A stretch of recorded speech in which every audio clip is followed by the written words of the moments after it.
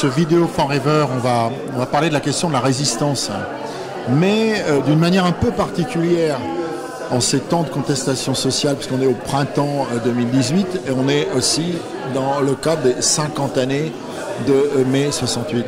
On va parler de la résistance, mais d'une manière un petit peu particulière, parce qu'on voudrait insister ce soir sur la résistance singulière. Non pas tant la résistance solidaire que la résistance solitaire. Non pas tant la question d'une résistance de solidarité que d'une résistance de solitarité, pour jouer un petit peu avec les mots.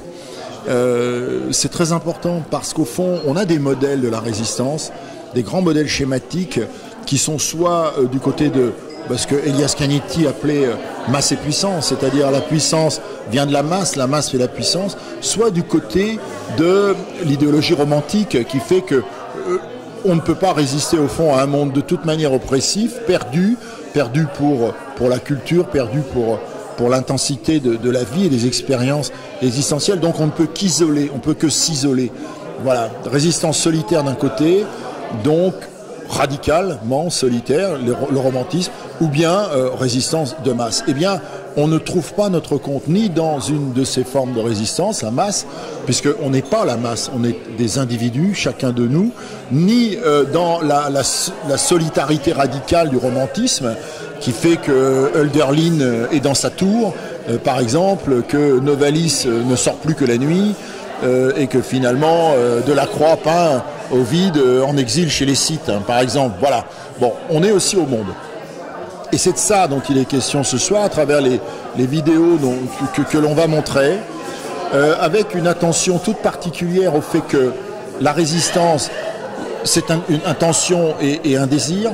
C'est une tension et un désir, mais la résistance, c'est aussi quelque chose qui nécessite un objet, une fixation, qui nécessite aussi parfois un repos, une inscription dans un temps, qui réclame à la fois un programme, on pourrait dire un code de lutte et un code de suspension parfois de la lutte.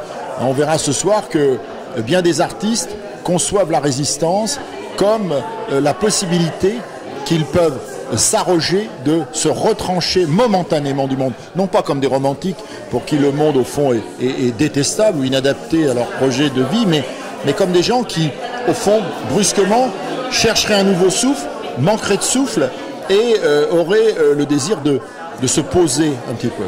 Bon, la résistance n'est pas quelque chose qui doit être vu de façon caricaturale comme une sorte d'énervement permanent d'individus sans cesse sur la limite des conflits du monde pour essayer de les régler.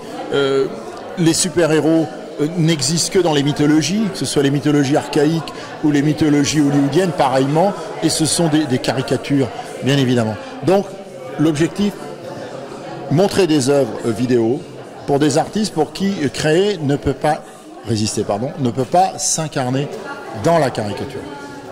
On a reçu la culture démocratique.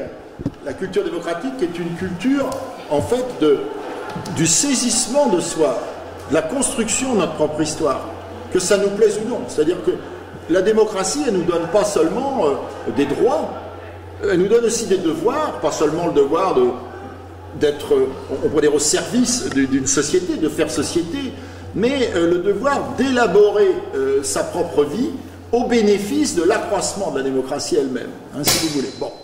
Alors, on pourrait dire, de même que la nature fait tout pour s'accroître et ne jamais disparaître, eh bien la démocratie nous enjoint par devoir de faire en sorte qu'elle ne disparaisse pas. Bon. Et c'est complexe, c'est complexe. Alors, je montre cette histoire ici que vous connaissez bien. Nous sommes le 5 juin 1989, nous sommes à Pékin, en Chine, République populaire de Chine, non loin de la place centrale où vous avez le mausolée de Mao Tse-tung et en face la cité interdite qui est la place Tiananmen.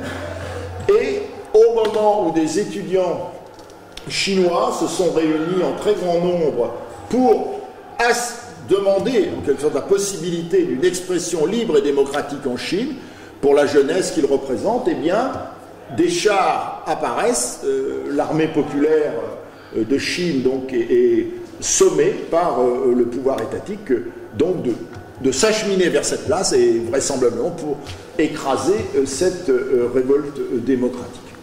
Alors, cette image est emblématique. C'est ce qu'on appelle l'image de Tankman. Tankman, l'homme des tanks. Ce n'est pas une vidéo d'art, mais c'est sans doute le plus fort exemple filmé d'une résistance individuelle à un système de masse très oppressif.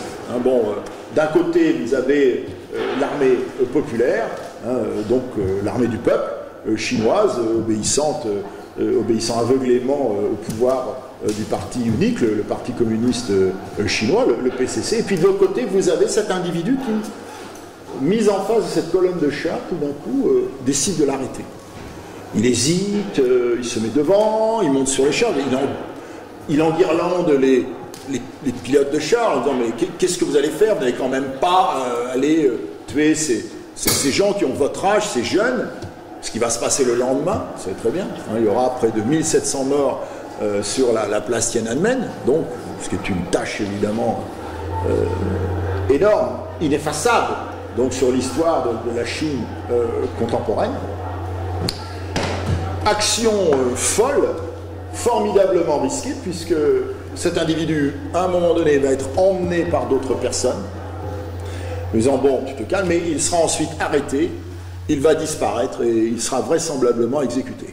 Quelques semaines, on n'a pas le détail, le Parti communiste chinois n'a pas pour habitude de nous donner le détail de certains règlements, plus ou moins, on pourrait dire, juridiques, tels que celui-ci. Alors, pourquoi cette modélisation, si vous voulez, avec Tankman? D'abord, moi, ça m'a marqué dans mon histoire. Moi 89 m'a déniaisé, si vous voulez, à deux titres. Je ne vais pas vous raconter ma vie, mais deux titres. D'abord, l'effondrement du mur de Berlin et l'effondrement de l'Union soviétique quelques temps plus tard, 2 ans plus tard. Quelque chose à quoi on ne s'attendait pas, même les spécialistes, les soviétologues ne le savaient pas.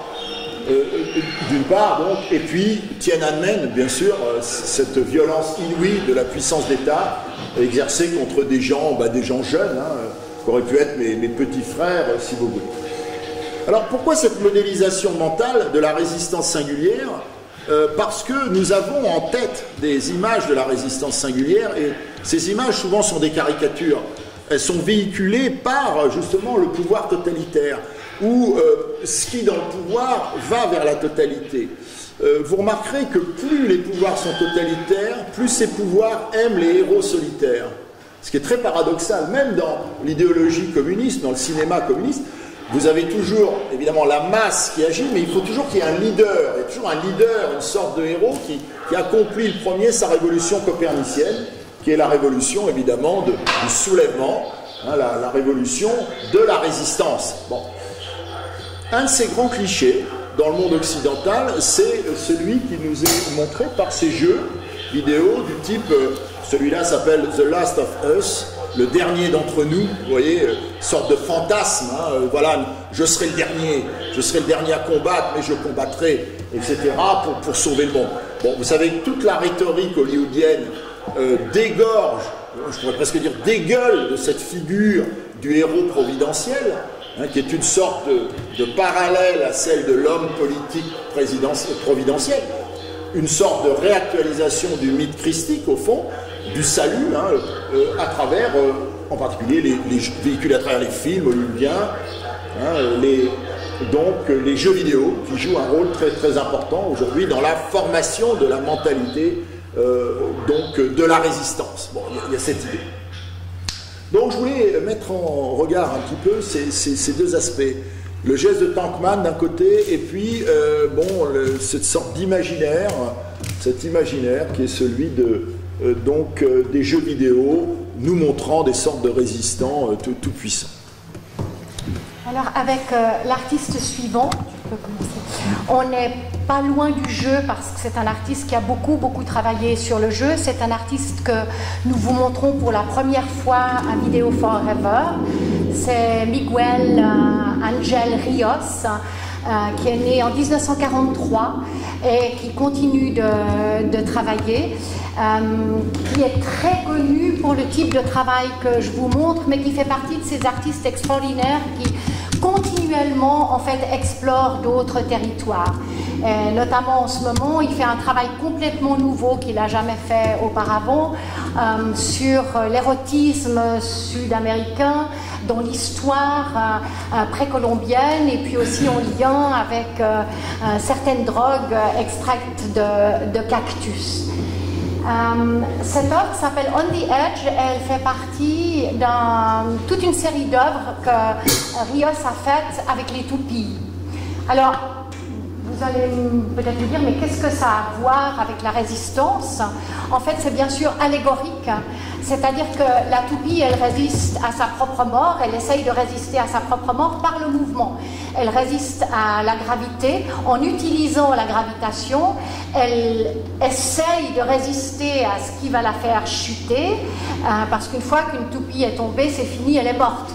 Et donc c'est une allégorie de la vie et de la mort et de la manière dont chacun d'entre nous, alors vous voyez en fait un groupe de toupies, c'est-à-dire un groupe d'individus, mais la résistance de chacune de ces toupies reste tout à fait individuelle, donc ça continue d'entrer en fait dans le thème donné par Paul Arden, parce que en fait pour chacune, son mouvement à elle est ce qui lui permet de continuer de tourner allégoriquement, de continuer à vivre.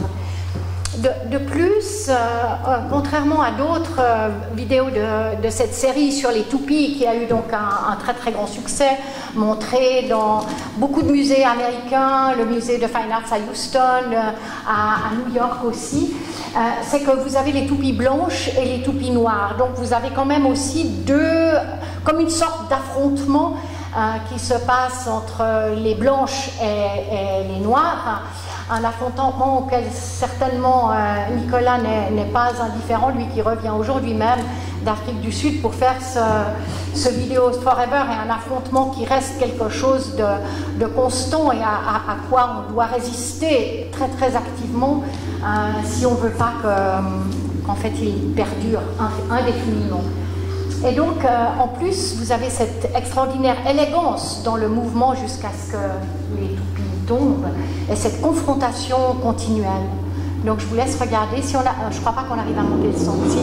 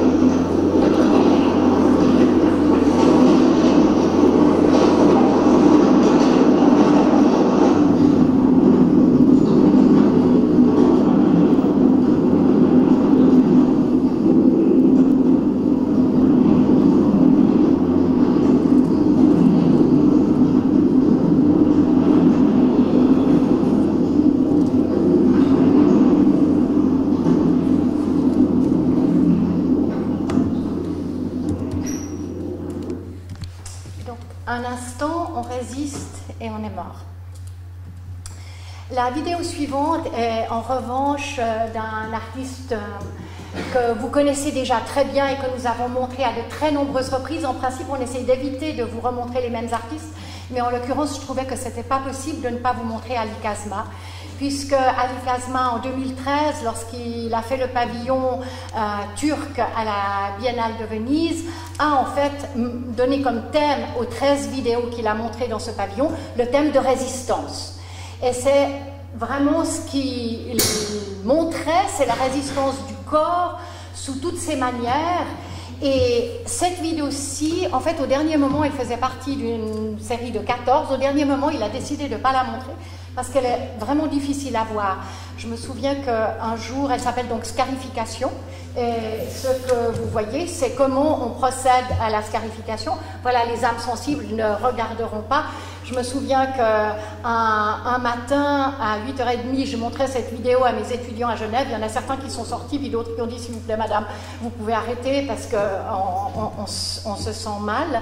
Donc, qu'est-ce que c'est que la scarification et qu'est-ce que ça signifie et qu'est-ce que ça a à voir avec la résistance. En fait, tout le concept de Ali Kazma par rapport à la résistance du corps, c'est que c'est le seul bastion qui nous reste de l'individualité et de la résistance à la normalisation, de la résistance à la masse, de la résistance à la globalisation.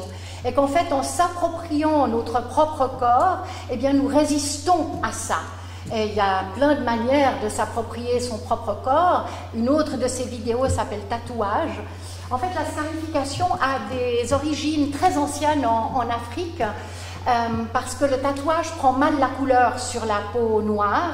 Et donc, il y a beaucoup de tribus noires qui utilisent la scarification pour, en fait, s'identifier. Donc là, on est dans le contraire de la résistance individuelle. Au départ, la scarification, c'est pour signifier on appartient à tel groupe. Mais aujourd'hui, la scarification, et notamment chez les jeunes, beaucoup d'adolescents pratiquent la scarification, soit directement sur eux-mêmes, soit en la faisant pratiquer par un artiste ici de la scarification, parce que Ali Kazma, quand il choisit de filmer ce genre de pratique, il choisit toujours le meilleur dans le domaine. Donc, comme il l'a fait pour Kimbaku, par exemple, qu'on a vu le bondage, il est allé au Japon pour le maître du bondage. Ici, on est chez un maître de la scarification à Londres. Mais la plupart des adolescents qui pratiquent la scarification sur eux-mêmes, en fait, c'est justement pour se distinguer du groupe, pour sortir du groupe, pour dire « je suis moi-même et je résiste à ce que la société m'impose, qu'il faut être bien, qu'il faut être bien dans sa peau. Eh bien, moi, adolescent, je suis mal dans ma peau et je veux résister à cette norme qui veut qu'on soit bien dans sa peau. Et donc, je procède à cette scarification qui est souvent proche de l'automutilation. La vidéo suivante est une vidéo de Gwendalina Salini. C'est aussi la première fois qu'on vous montre Gwendalina Salini à Video Forever. C'est une artiste italienne qui s'intéresse beaucoup à la résistance des villages du sud de l'Italie. La résistance que ces villages, en fait, conduisent par rapport à la question des migrations. Et non pas du tout qui résistent au fait que les migrants arrivent chez eux, mais bien au contraire. Il y a de nombreux villages en Catane, notamment, qui sont reconstruits par les villageois avec des migrants pour que les migrants puissent y habiter. Alors, c'est des villages qui sont en ruine, mais qui, en fait, sont revêtus, revivifiés, réanimés par la présence des migrants. C'est des villages, en général, où il ne reste que quelques vieillards qui attendent la fin et qui, donc, voient, en fait, une formidable manière de résister à leur propre finitude en reconstruisant leur village et en accueillant des réfugiés. Alors de nouveau, c'est une vidéo qui est très allégorique, qui est basée en fait en termes symboliques sur les cités, le texte des cités invisibles de Italo Calvino.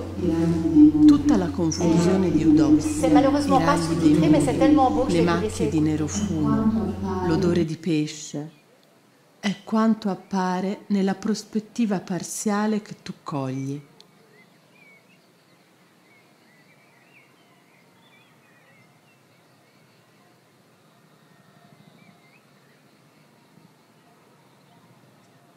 Ma il tappeto prova che c'è un punto dal quale la città mostra le sue vere proporzioni.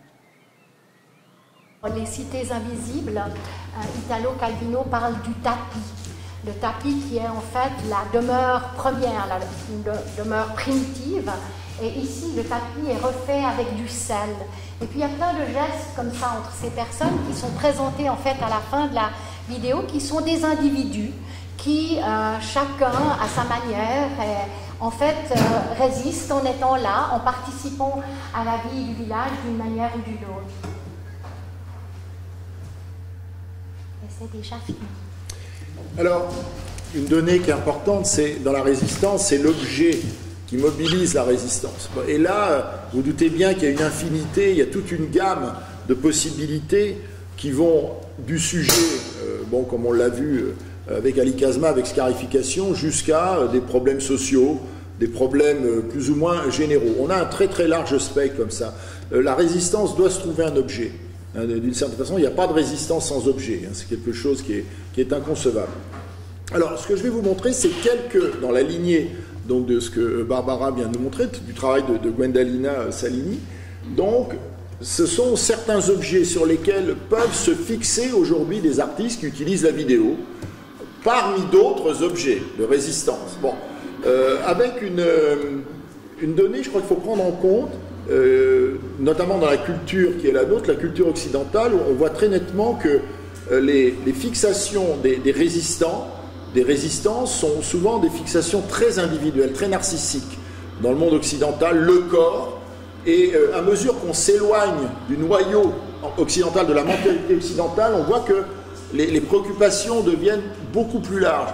Des solitaires, des solitudes, qui deviennent solidaires. Solidarité, solidarité, en jouant sur les deux mots. Alors ça, c'est un exemple d'un artiste cambodgien, qui s'appelle Phé Sam Nang, qui a décidé de faire une œuvre sous la forme de performance filmée, donc c'est aussi un travail vidéo, sur tout ce qui caractérise les mutations écocides de son propre pays, le Cambodge. Bon, le Cambodge, c'est un État qui a connu, comme vous savez, le pouvoir, l'occupation française, c'est une colonie, puis le pouvoir des Khmers, guerre civile, très très grande violence, et une introduction brutale dans la globalisation, avec évidemment l'exploitation des ressources, quelles qu'elles soient, en particulier les ressources du sol, les ressources telles que l'EVA, le caoutchouc. Il a d'ailleurs fait une œuvre très forte que vous avez peut-être vue, on l'avait montré dans une exposition à topographie de l'art qui s'appelait Dendromorphie sur les arbres. L'œuvre s'appelait L'homme caoutchouc, à propos de la condamnation qu'il fait de la monoculture de l'EVA pour produire du caoutchouc, qui a complètement détruit, absolument détruit, non seulement l'écosystème du Cambodge, mais également la mentalité, les cultures locales, le symbolisme, les croyances, bien évidemment. Donc, ici, voilà l'artiste, vous le voyez, cette forme de résistance consiste là à s'acheminer sur un périmètre qui est complètement repris en charge à des fins de surexploitation économique, donc qui est détruit, et donc à intervenir, à marquer en quelque sorte ce paysage de sa propre présence en répétant des gestes de la culture ancestrale, des attitudes qui renvoient en quelque sorte à on pourrait dire une culture en train de mourir, complètement écocidée ici. Alors, Phé Sam Nang n'innove pas. Ce faisant, je dirais que le grand maître, en l'occurrence ici, c'est Joseph Beuys. En 1977, Beuys va faire une œuvre qui reste dans l'histoire de l'art, qui s'appelle Action in Moor, l'action dans les marais, à Eindhoven. Ce sont des marais aux Pays-Bas qui sont condamnés à devenir des polders, donc de la terre arable, qui vont disparaître. Les marais, comme vous savez, sont les lieux d'une très très très grande vie organique, d'une très grande biodiversité, et Beuys, à ce moment-là, s'immerge tout entier, habillé, dans ces marais. Il nage dans ces marais et il se fait photographier dans ces marais. Cette Action in Moor, donc Phé Sam Nang est une sorte d'héritier. Alors, voilà ici par exemple une manière de pointer les dégâts de l'urbanisation à outrance, la désintégration des écosystèmes par la monoculture. Bon, voilà, vous avez une très grande variété d'interventions qui sont référencées de deux façons par lui. Par la photographie et par la vidéo. Voilà, donc ça c'est un extrait de Rubberman, l'homme caoutchouc, la sève de l'EVA, qui est devenue la plantation essentielle du Cambodge, avec des conséquences écologiques dramatiques, comme celles liées à toutes les formes de monoculture. Alors, vous voyez, il n'y a pas de résistance sans destination. La résistance doit trouver sa destination. Et pour beaucoup d'artistes aujourd'hui, elle ne peut pas trouver cette destination en elle-même. C'est-à-dire que la dimension autocentrée, la dimension narcissique n'est pas suffisante. Un autre exemple ici, extrêmement fort, est une œuvre d'une artiste française. Je ne sais pas si elle est là. Non, elle pensait venir, Sarah Trouche. Donc, Sarah Trouche, ici, exécute une très curieuse danse des drapeaux. Vous savez que dans bien des sociétés, les drapeaux, évidemment, qui sont des emblèmes essentiels, sont des emblèmes de l'identité nationale, ou l'identité moins nationale, ou en tout cas de groupements plus restreints. Les drapeaux sont sous l'occasion d'expositions, bien sûr, mais ils sont l'occasion de jeux symboliques très importants, dont les danses, notamment les danses du drapeau.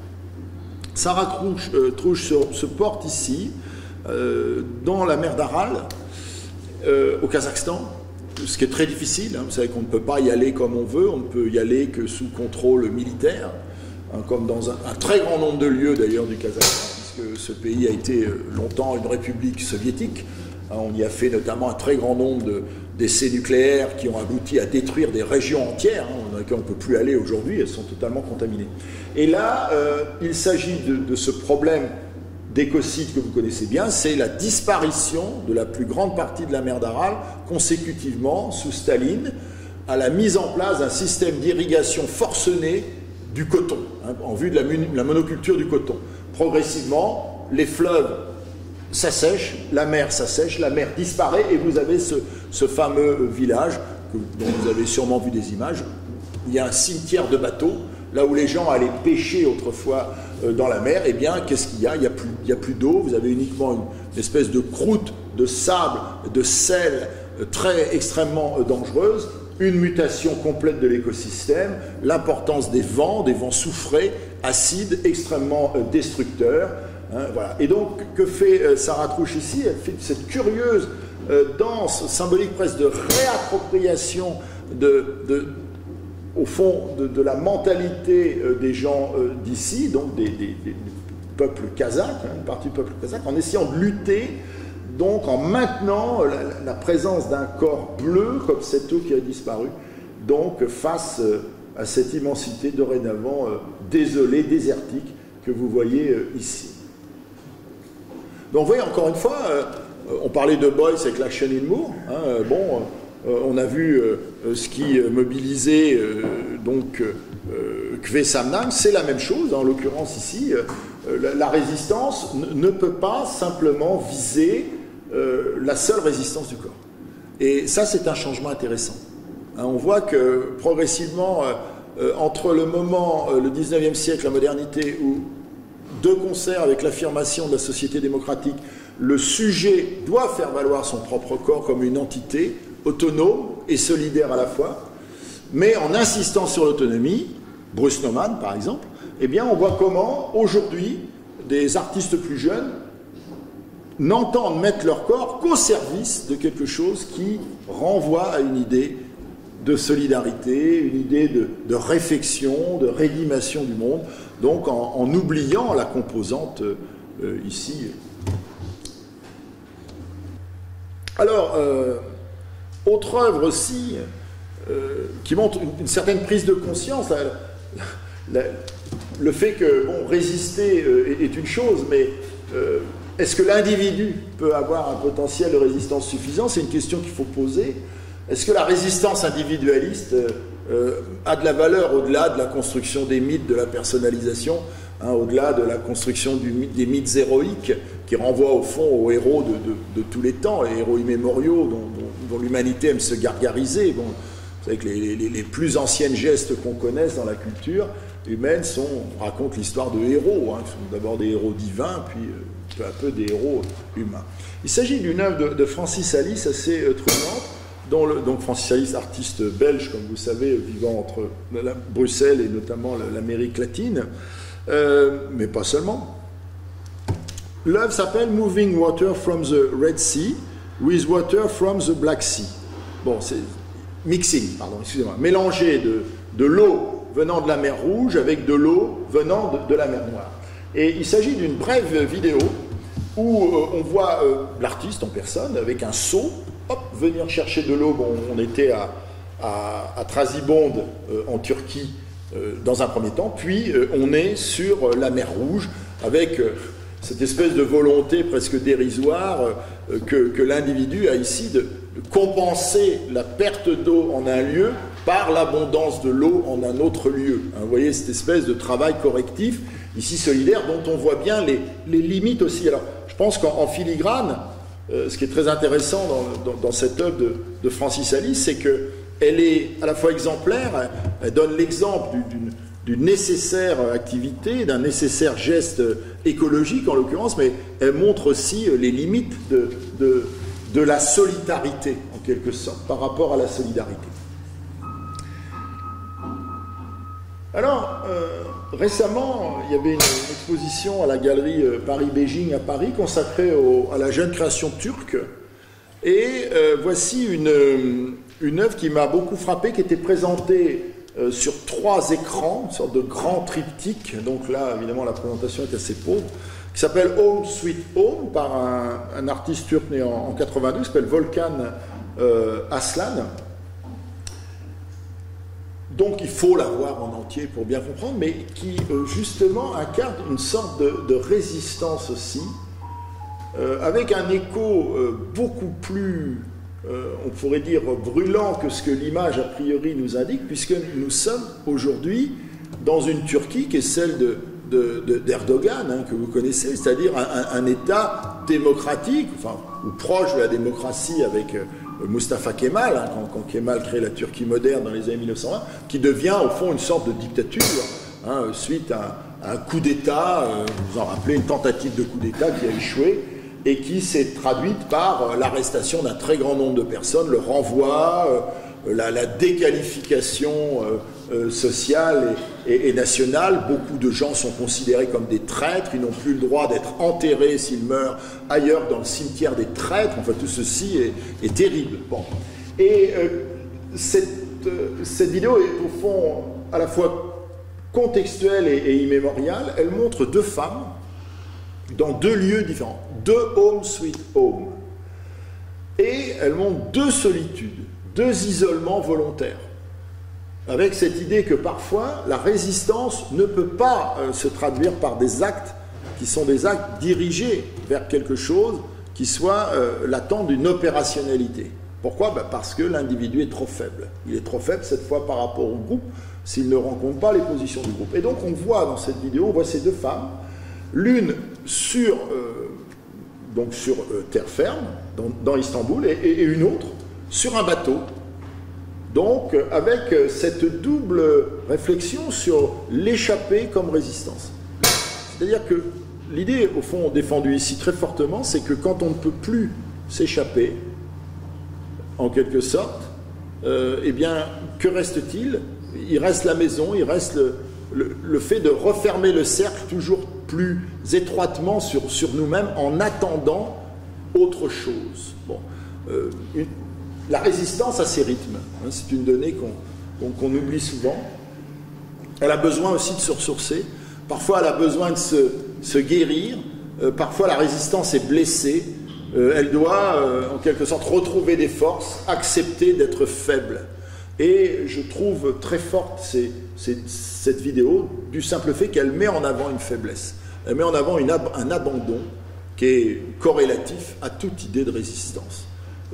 La résistance héroïque, parfaite, durable, constante est une vue de l'esprit, on pourrait dire une vue de l'esprit religieux, hein, ou de l'esprit mythologique gorgé de pensées héroïques.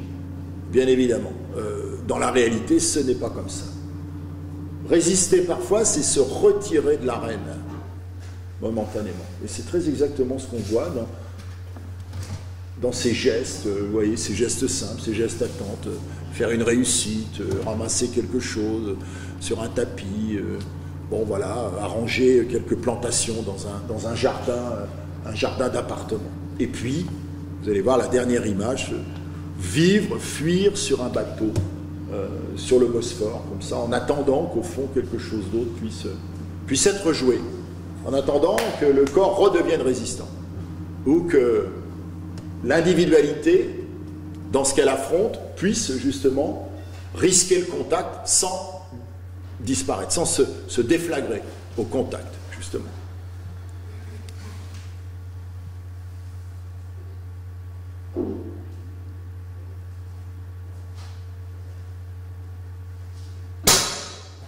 Ouais, mais la révolution fonctionne toujours. Hein.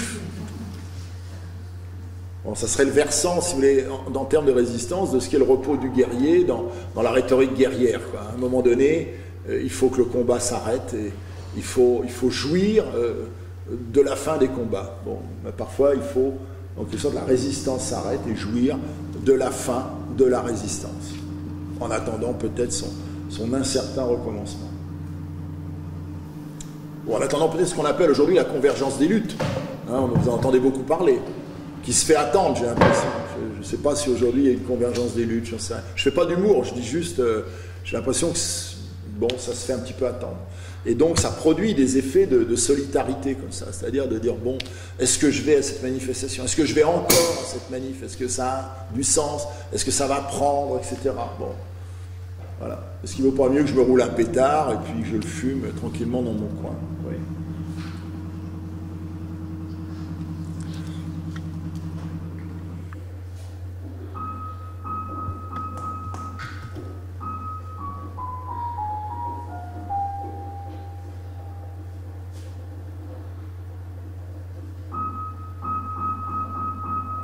Voilà, donc je laisse le film passer, mais il ne vous aura pas échappé que ce que met en avant ici Volkan Aslan, c'est quelque chose qui est important dans la résistance. C'est le fait que la résistance peut être pensive aussi. Elle n'est pas seulement action, elle est aussi repos. Vous voyez, c'est comme ça. Elle doit se réarmer. Et se réarmer, c'est se rejustifier par un travail de réflexion sur sa propre valeur. Bon. Vous savez, on a toujours l'impression que les résistants sont des gens qui sont engagés dans une constante lutte. Vous voyez, quelque chose qui ne s'arrête jamais. Non, je crois que la résistance est inconcevable sans le moment de la réflexion, du repos, peut-être de la rémission même. Le fait de se guérir à un moment donné de cette envie de combat pour mieux peut-être y retourner.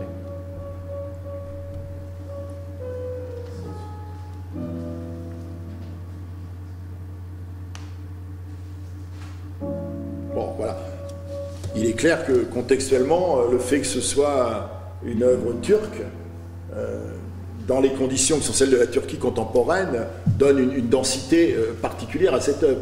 Si c'était tourné à Saint-Tropez, par exemple, l'été, je pense que le sens en serait totalement différent. Non mais, bon, c'est un peu le problème de ces œuvres qui doivent être contextualisées. Si vous ne les contextualisez pas, bon, on peut les lire, bien sûr, tout à fait autrement. On peut dire, voilà, vous avez deux femmes qui abandonnées, laissées pour compte, qui s'ennuient, elles ne savent pas quoi faire. Bon, là, celle-là, on sent que bientôt, elle va couler sa maison bateau dans le Bosphore, elle va disparaître avec. Enfin bon, on peut construire un très grand nombre de propositions. Alors, ce que je veux montrer ici, bon, on n'a pas les très bonnes conditions, c'est une vidéo d'un artiste suisse né en 1980, il s'appelle Luc Mattenberger. Alors je pense que ça va apparaître, peut-être accélérer un petit peu. Oui, accélère un peu parce que voilà, oui, comme ça se passe la nuit, voilà, il ne faudrait pas que vous ayez l'impression qu'il ne se passe rien, parce qu'il se passe des choses. Voilà. Voilà. Donc, il s'agit d'une œuvre tout à fait troublante. Vous allez le voir, évidemment, il faudrait la voir encore une fois dans les conditions, dans le silence qui accompagne cette œuvre, et puis dans, évidemment, le cadre que l'artiste a souhaité lui donner. Hein.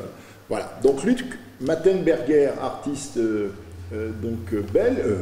suisse, excusez-moi, donc offre une vidéo qui s'appelle Moonrise, donc lever de lune, hein, le lever de lune. Donc voilà, bah, la lune se lève comme le soleil se lève. Qui est une vidéo qui dure à peu près 5 minutes et qui tourne en boucle tout le temps, comme ceci, où on voit apparaître dans un ciel très sombre, sur un paysage bientôt qu'on devine être un paysage de neige, on voit apparaître une lune dont on conçoit assez rapidement qu'il s'agit d'une lune artificielle. Il s'agit en fait d'un dispositif d'éclairage tel qu'on les utilise aujourd'hui, notamment dans les travaux publics de nuit, sur les routes ou lors des accidents, hein, avec cette espèce de luminosité ici très, très régulière de l'enveloppe qui contient la lumière. Et assez rapidement, on voit un travail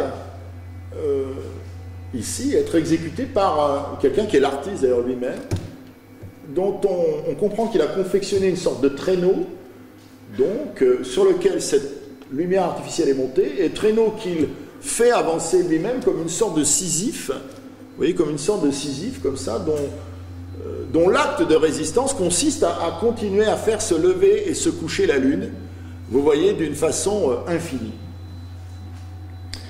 Alors voilà l'œuvre, voilà l'œuvre.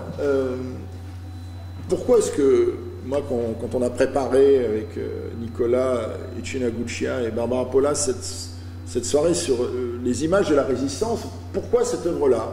Et pour ça, sans doute. C'est-à-dire l'idée que toute résistance est dialectique. Vous voyez, elle a un passé, elle a un avenir, et elle a un pendant. Et je trouve que, d'une manière extrêmement forte, cette œuvre qui évoque le monde de Sisyphe, hein, que vous connaissez, l'univers sisyphéen, de l'effort toujours recommencé au fond d'une manière inutile, hein, qui construirait notre humanité comme une entité absurde, hein, si on en croit Albert Camus, hein, le mythe de Sisyphe, eh bien, on voit comment, en fait, la résistance est un travail. C'est quelque chose qui est un travail, et c'est un travail du temps aussi, c'est un travail dans le temps. Et je trouve très puissant cette manière qu'a eu l'artiste ici d'installer ce matériel sur la neige, dans la montagne, de poser sa caméra et seul, vraisemblablement, de faire ce parcours comme ça, puis de faire ce montage avec cette espèce de retour constant ici. Donc, pas de résistance sans objet dédié, bien évidemment, pas d'existence sans temps, c'est-à-dire sans programme. Hein, il y a cette idée du programme ici qui est extrêmement fort. Alors, le programme de la résistance, l'artiste suivant vous en donne une idée. Vous voyez que la lune s'est couchée, la nuit est là, et nous allons nous diriger vers la nuit de Munich. Hein, je crois qu'il s'agit de la nuit de Munich. Oui, ça arrive, mais c'est normal, nous sommes dans la nuit. Voilà, donc, avec une vidéo d'un artiste allemand qui s'appelle Daniel Bertsché. On l'avait montré une fois il y a bien longtemps, mais en tirant le fil d'une autre façon. Bon, le programme, eh bien, c'est ce qui est nécessaire aussi à la résistance. Est-ce qu'on peut concevoir une résistance sans programme? Oui, quand c'est juste la survie. La survie élémentaire fait l'abstraction du programme. Il faut survivre, c'est tout. Et tous les moyens sont bons. Et donc, le programme presque serait de trop. Vous voyez? Mais quand, en fait, l'objet de la résistance est défini, dans un cadre défini, qui n'est pas celui de la survie, mais peut-être de l'amélioration de la vie, ou du salut de la vie, à proprement parler, eh bien, le programme est nécessaire. Alors, que fait Daniel Bertscher dans cette vidéo? Très curieux, qui s'appelle Hilton. Bon, Hilton, l'hôtel Hilton. On comprend assez vite qu'il vient d'arriver dans un hôtel allemand. Voilà, vous voyez la ville. Et assez rapidement, son programme va consister à modifier l'écosystème dans lequel il est.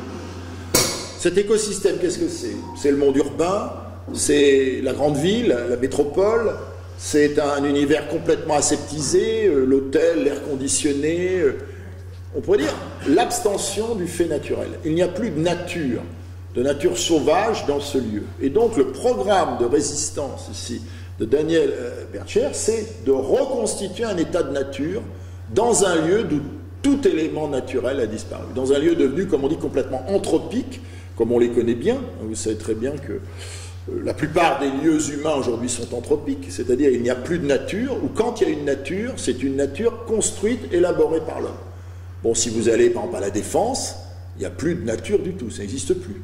Bon, et même quand vous allez à un pays, on parlait des Pays-Bas tout à l'heure, c'est très frappant, les Pays-Bas est un pays où l'homme néerlandais semble avoir une telle horreur de la nature que toute la nature qui existe est façonnée à main d'homme. Vous voyez, vous ne pouvez plus trouver une seule forêt qui n'a pas été replantée à main d'homme. C'est quelque chose de stupéfiant. Comme si, au fond, le chaos naturel, ou on va dire la régulation naturelle, était quelque chose qui était devenu invivable, finalement, dans le cadre de ces consciences modernes, contemporaines. Alors, on voit l'acte de résistance, en fait, de Bertscher, qu'est-ce que c'est? On voit que c'est lié à un programme qui serait un programme de reconstitution du monde naturel dans une société devenue totalement anthropique, c'est-à-dire dans laquelle la nature n'a plus de place, ou alors uniquement comme un élément absolument retravaillé par l'homme, reconfiguré par l'être humain. Bon. On ne vous interdit pas d'en faire autant chez vous, hein, bien évidemment. Bon, le tout étant après, il faudrait faire tomber les murs de la ville anthropique pour qu'il ne reste plus, en quelque sorte, que l'élément naturel qui redeviendrait triomphant ici.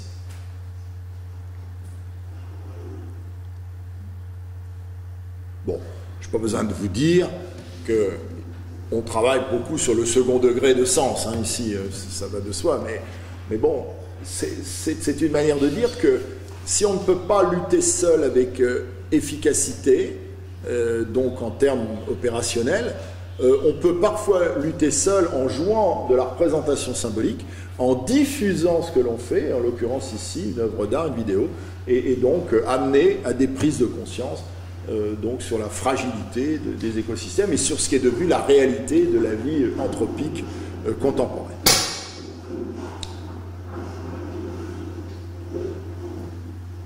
Voilà, donc nous allons laisser Daniel Berchter commencer sa nuit. Voilà. Alors bien sûr, comme nous avons de la culture, nous reconnaissons en lui un individu nostalgique du Wald, hein, de la grande nature allemande, bien sûr, hein, où sont nés tous les mythes, y compris les mythes de la résistance, puisque, par exemple, tous les héros guerriers des mythologies germaniques sont des héros de la nature, et sûrement pas des villes, hein, vous savez très bien.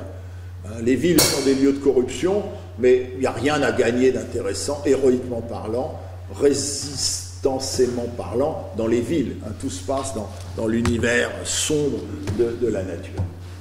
Alors les villes, eh bien, c'est pourtant ce qui intéresse Abdul Rahman Katanani, artiste qui n'est pas d'abord connu comme un vidéaste, mais plutôt comme un sculpteur, on va dire, hein, ou quelqu'un qui agence des tableaux faits à partir d'éléments trouvés donc sur les murs. Abdul Rahman Katanani, artiste palestinien vivant entre Paris et Sabra et Shatila à Beyrouth, donc a fait de l'univers du camp palestinien son univers d'artiste, comme on le voit très bien ici dans cette reconstitution d'une allée du camp de Sabra et Shatila, donc qui est près de l'aéroport à Beyrouth, certains d'entre vous le connaissent peut-être, avec une mise en miroir des façades, ici, ce qui n'est pas le cas dans la réalité, et cette possibilité donc de permettre au corps qui traverse cette rue de se voir, voilà, ceci en jouant en plus sur le résultat. C'est intéressant parce que sans prendre parti d'une manière ou d'une autre sur la question palestinienne, chacun a ses points de vue et c'est légitime sans doute, ce qui est très intéressant dans la vie de ce camp, c'est le dispositif de l'attente. C'est-à-dire, en fait, le temps passe, les gens passent, repassent tout le temps par les mêmes endroits, mais rien ne se passe. Et pourquoi rien ne se passe, sinon la vie la plus quotidienne qui soit? Pourquoi? Parce que, tout simplement, aucun droit n'est reconnu à ces peuples-là. Par les Libanais, en l'occurrence ici. Bien. Donc, juste, et j'en finis, vous voyez comment Katanani, quand il met en forme ce qui est ou censément un univers de la résistance, donc pour un peuple très qui doit endurer beaucoup en termes de conditions existentielles, eh bien il réalise cette espèce d'objet dans lequel la résistance semble au fond quasiment absente ici, ou quelque chose qui pourrait venir, qui peut venir, mais qui n'est pas encore présent. Alors, je vous présente Nicolas Echeniaguchia. Donc c'est une bonne nouvelle, parce que Nicolas, jusqu'à présent, faisait très souvent les choix des vidéos, on l'orientait avec Barbara, mais maintenant il va faire aussi souvent les commentaires. Donc c'est très bien. Ça se passe bien. Oui, ça va très bien se passer, je ne suis pas inquiet. Ce qui fait que progressivement, je vais me retirer comme ça. Bon, c'est la première fois, alors merci Nicolas. Donc je vais te laisser la parole et vous allez voir maintenant aussi quelque chose qui est plus marqué par un effet générationnel, je pense, puisque j'ai cru remarquer que tu étais plus jeune que moi.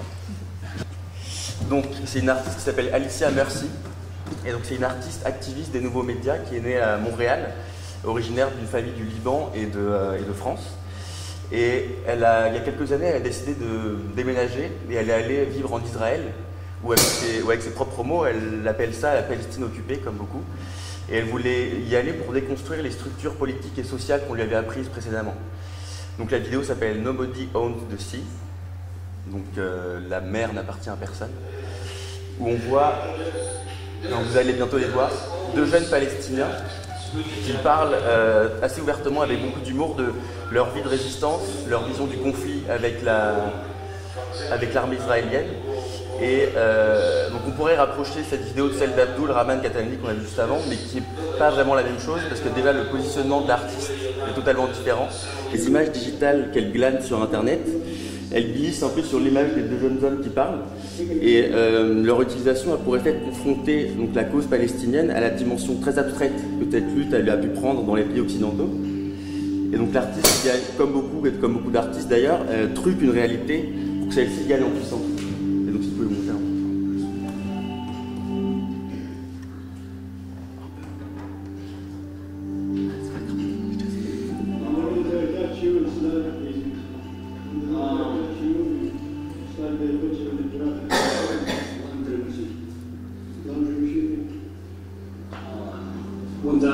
When the soldiers catch you late at night, when they come to the town, it's like that when you go to the laundry machine.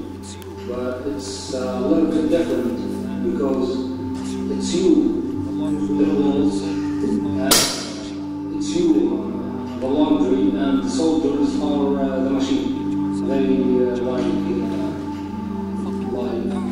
you inside the jeep and fuck you up. People outside think that we're living in the first age of a woman and man, and they think that we respect for women. That's what you mean. I like to I love that you like being filmed. I like talking to the world. I love talking to the world about anything about Palestine or about myself. I like being filmed actually.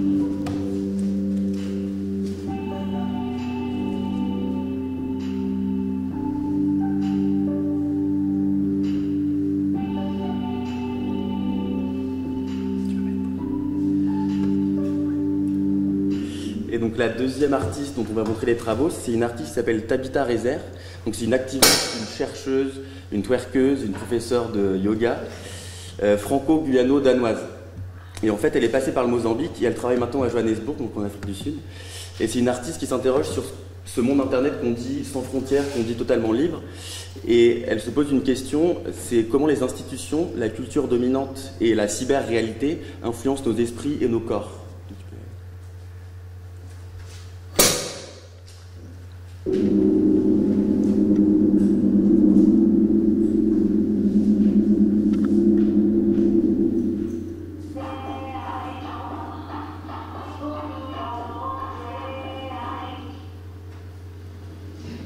Hello, my friend.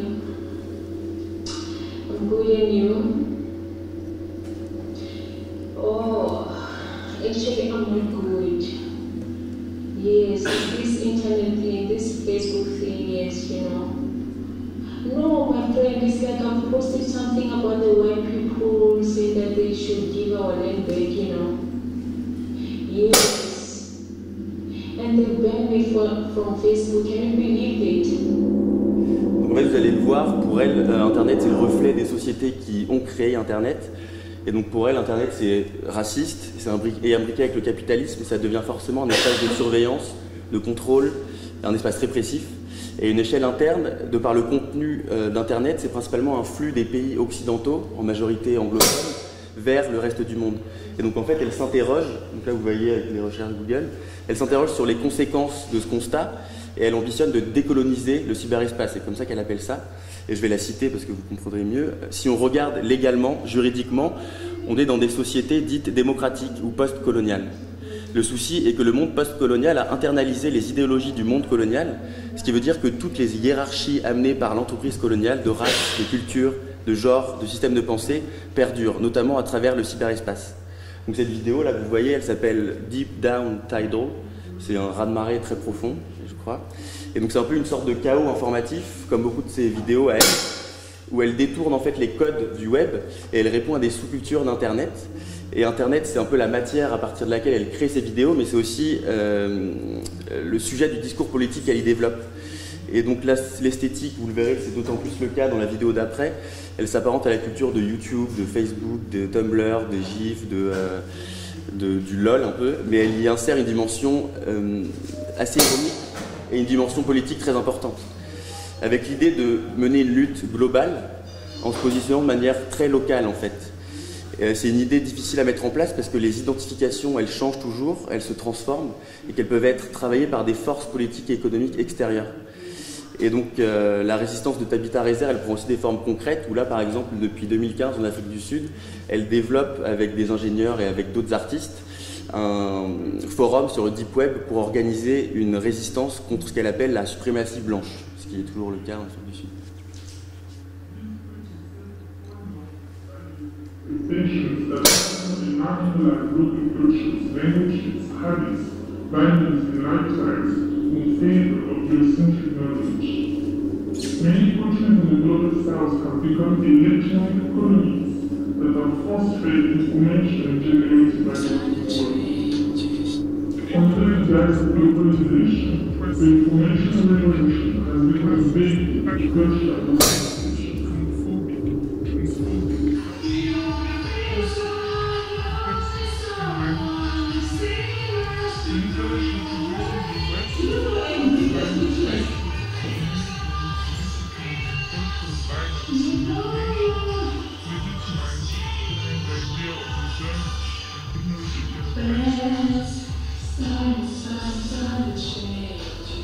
The internet is exploitative, oppressive, exclusionary, classist, patriarchal, racist, homophobic, transphobic, transphobic, homophobic, oppressive, The internet will produce in the West offline racial, economical, political, and cultural violence and domination, legitimized behind the idea of modernity and technological advancement.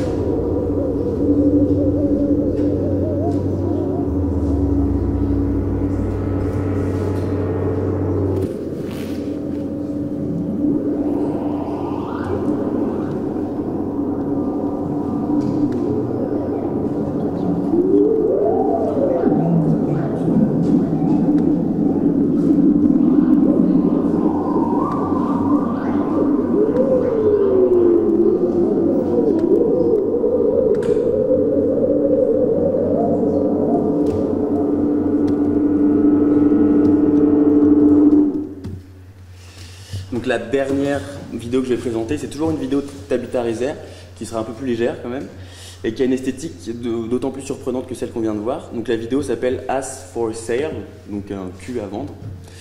Et ça explore les causes et surtout les conséquences de l'appropriation culturelle.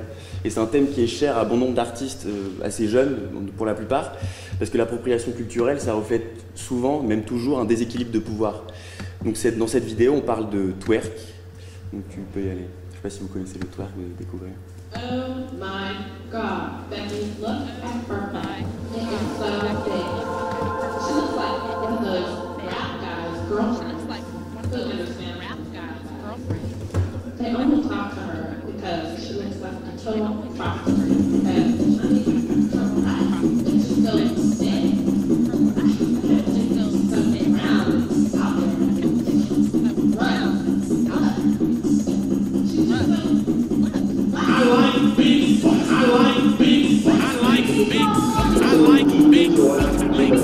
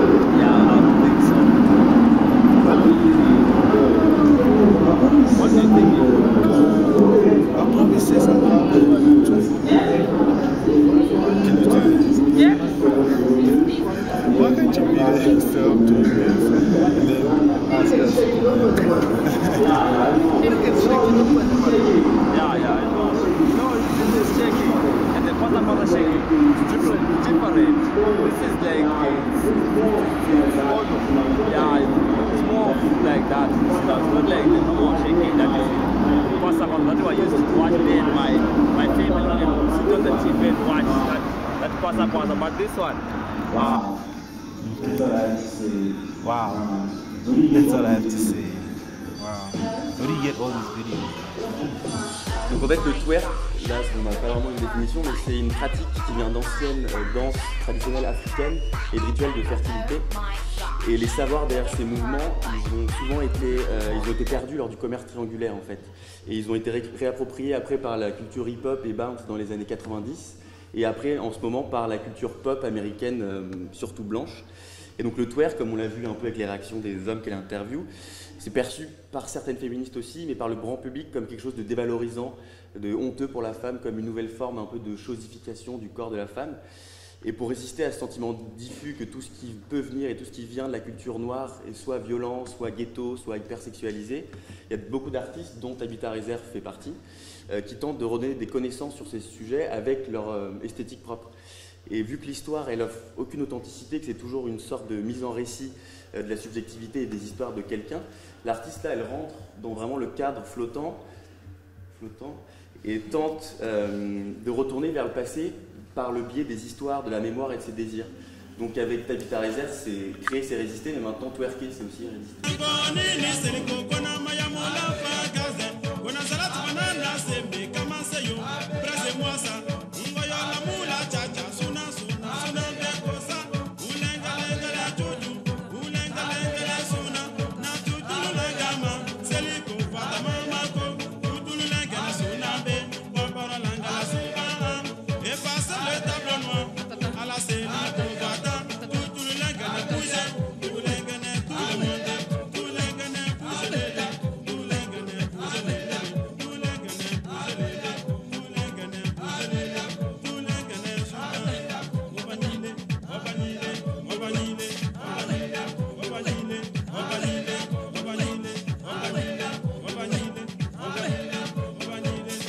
Twerking comes from Mapuga and Dombolo and all these dances from Africa that themselves come from these crazy rituals of fertility, that themselves come from like holistic medicinal, traditional medicines like yoga, like Kundalini energy, Chinese like medicine, and like it's it goes really, really deep into the psyche of what healers are.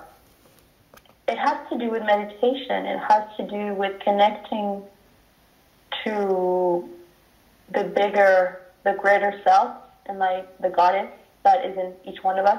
That has to do with a certain erotic and sexual autonomy that we used to have as women. And this is why they're seen as the dances of the horse.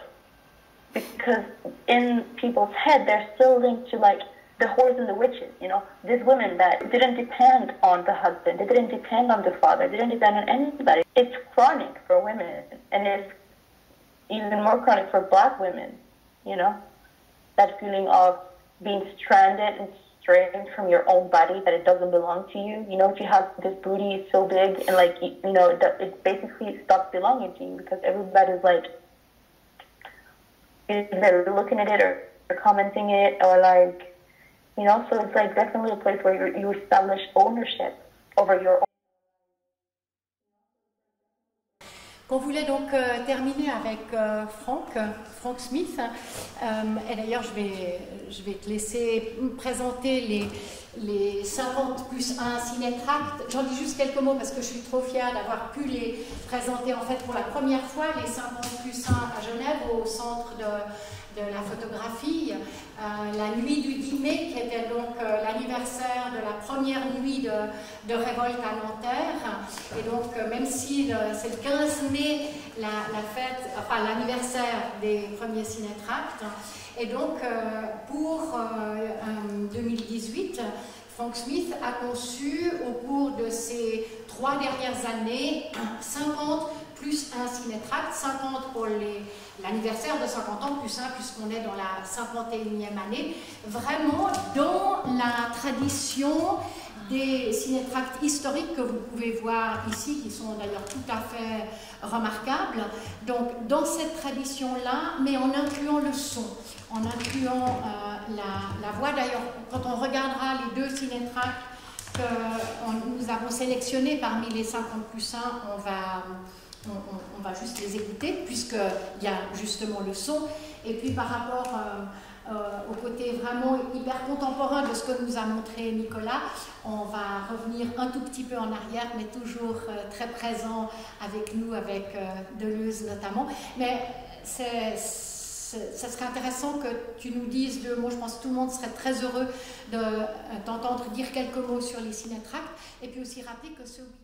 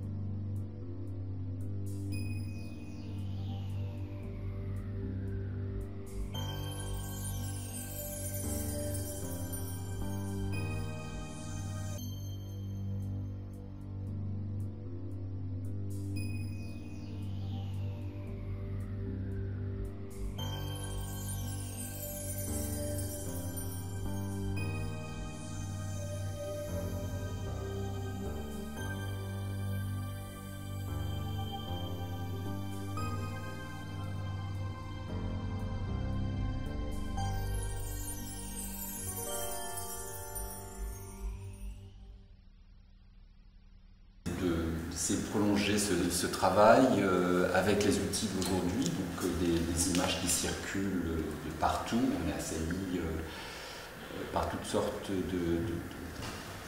d'images numériques, pas numériques, vidéo, pas vidéo, téléphone portable. Enfin voilà, donc l'idée c'est de s'emparer de cette matière qui est incessante et le tout premier ciné-tract que j'essaie de composer travaille sur l'idée du témoignage, qui serait un témoignage aujourd'hui, puisque l'acte de résistance doit être transmis et il ne peut être transmis que dès lors qu'il y a un témoin. Aujourd'hui, c'est la caméra qui est témoin, puisque tout est toujours filmé en permanence. On a un exemple ici, en direct. Et voilà, donc je suis arrivé à une 50aine de ciné-tracts. Qu'est-ce que je peux dire de plus ?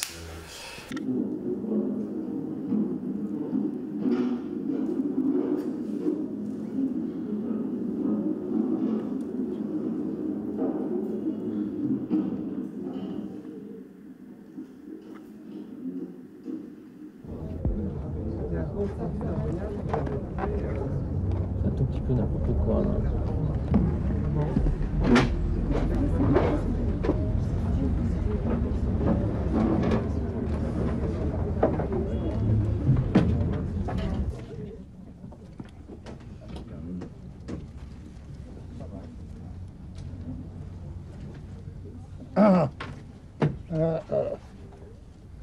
Bon, on y va. Hein. On y va. Alors, je vous dois d'abord des explications pour tout ça. Voilà de quoi il s'agit. Le département de philosophie comporte une équipe de philosophie vidéo. Moi, m'intéresse beaucoup la question de savoir si, dans un cours direct, quelque chose passe en vidéo ou si rien ne passe. Si bien que on s'est dit qu'on allait tenter 2 fois. Ça va être dur, un peu dur, hein, mais dur pour tout le monde. 2 expériences en ce sens. Il y a plusieurs années, on l'avait fait déjà avec Marielle, hein, mais je crois les instruments étaient moins bons, tout ça, et d'une certaine manière, ça nous avait paru être bon, rendre. Mais enfin, les rapports paroles, vidéos, tout ça me paraissent intéressants. Enfin, pour moi, c'est... Et puis, j'ai une idée plus perverse, c'est que comme vous me forcez à parler devant des machines, c'était le rêve de vous prendre à nouveau dans une plus grande machine, vous, ce qui rejoint évidemment le sujet de notre séance aujourd'hui, qui va être, vous allez comprendre très vite, quelque chose comme l'inclusion des points de vue ou l'inclusion des points d'ouïe. C'est-à-dire comment un point de vue peut prendre un autre point de vue, peut cerner un autre point de vue, peut englober un autre point de vue, ou un point d'ouïe, saisir un autre point d'ouïe. Bon, du coup, allons-y.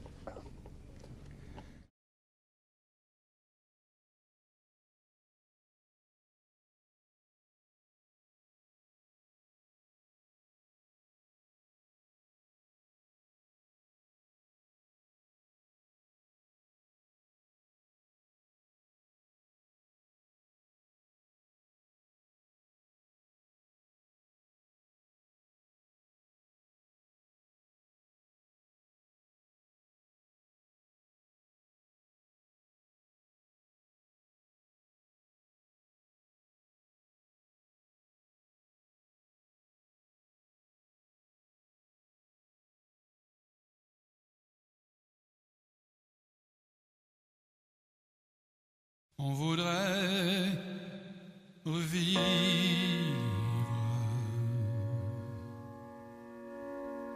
mais ça veut dire on voudrait vivre encore.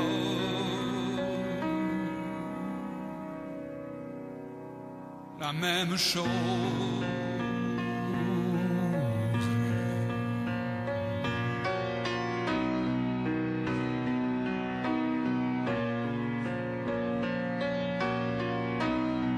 Refaire peut-être encore le grand parcours, toucher du doigt le point de non-retour, et se sentir si loin de son enfance.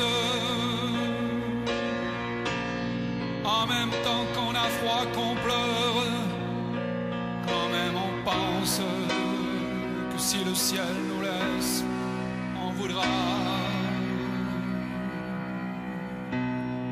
revivre.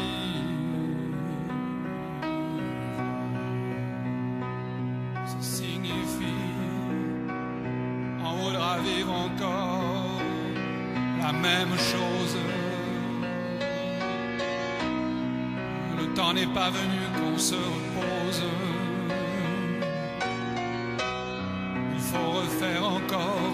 ce que l'on aime, replonger dans le froid liquide des jours toujours les mêmes, et se sentir si loin de son enfance, en même temps qu'on a froid, qu'on pleure, quand même on pense qu'on n'a pas eu le temps de terminer le livre qu'on avait commencé hier en grandissant, le livre de la